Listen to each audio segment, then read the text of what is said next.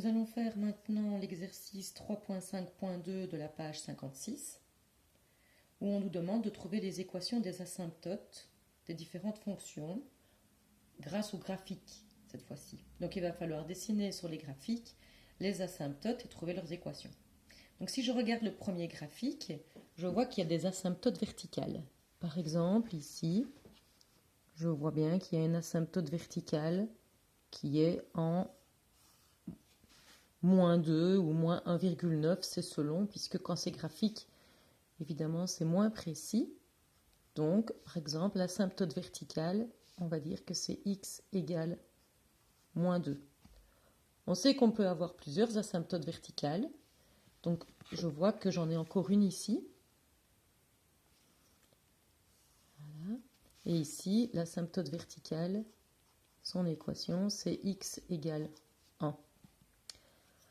Alors, on peut voir aussi qu'on a des asymptotes horizontales. Alors, l'asymptote horizontale, soit on imagine qu'il y en a une ici, et donc l'asymptote horizontale, c'est y égale 1,5. Soit, pour vous, il y en a deux différentes. Il y en aurait une ici, et il y en aurait une ici. Donc, ça veut dire que du côté gauche et du côté droit, on n'aurait pas la même asymptote horizontale. C'est faisable, c'est tout à fait possible. Alors, comment est-ce qu'on va écrire ça? Donc, on pourrait écrire que l'asymptote horizontale du côté moins l'infini, c'est 1,2 par exemple. Alors, horizontale, c'est y égale. Et que du côté plus l'infini, ici, on est à 1,9. Voilà. Donc, on peut avoir plusieurs asymptotes verticales sans problème. Les asymptotes horizontales, théoriquement, on n'en a qu'une, ou alors, on en a une du côté moins l'infini et une du côté plus l'infini. On va passer à l'exercice 2. Ici, les asymptotes sont déjà dessinés. Donc, on a une asymptote verticale qui est facile à repérer, qui est donc x égale 2. Et on a une asymptote oblique. L'asymptote oblique, c'est comme avec les asymptotes horizontales, on pourrait avoir une différence du côté moins l'infini et du côté plus l'infini. Dans ce cas-ci, on voit qu'elle est continue, donc du coup, c'est la même asymptote oblique, c'est la même équation. Alors, si vous ne savez plus retrouver les équations des asymptotes obliques, il faudrait aller revoir comment on fait pour trouver une équation d'une droite. Donc vous avez ça dans les rappels au début du chapitre. Alors, comment est-ce qu'on va pouvoir trouver l'équation de cette droite? Donc c'est déjà y égale.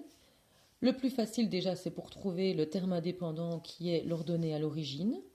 Donc l'ordonnée à l'origine, c'est l'intersection avec l'axe y. Donc ici c'est 1, donc je vais avoir plus 1. Et puis alors, il faut trouver la pente pour pouvoir mettre ici le nombre qui correspond à la pente. Comment est-ce qu'on fait pour trouver la pente? À partir du point que vous avez trouvé, vous avancez de 1 unité et vous regardez de combien vous devez monter pour retrouver la droite. Donc ici, si j'avance de 1 unité, je dois monter de 1 unité pour retrouver la droite. Donc ça veut dire que sa pente, elle est de 1. Bon, alors on peut l'écrire, mais en général, on n'écrit pas 1. Donc l'asymptote oblique ici, c'est x plus 1. Alors, on revient maintenant au troisième exercice. Le troisième exercice, on voit assez facilement qu'il y a une asymptote horizontale et une asymptote verticale qu'on va dessiner. Là, voilà.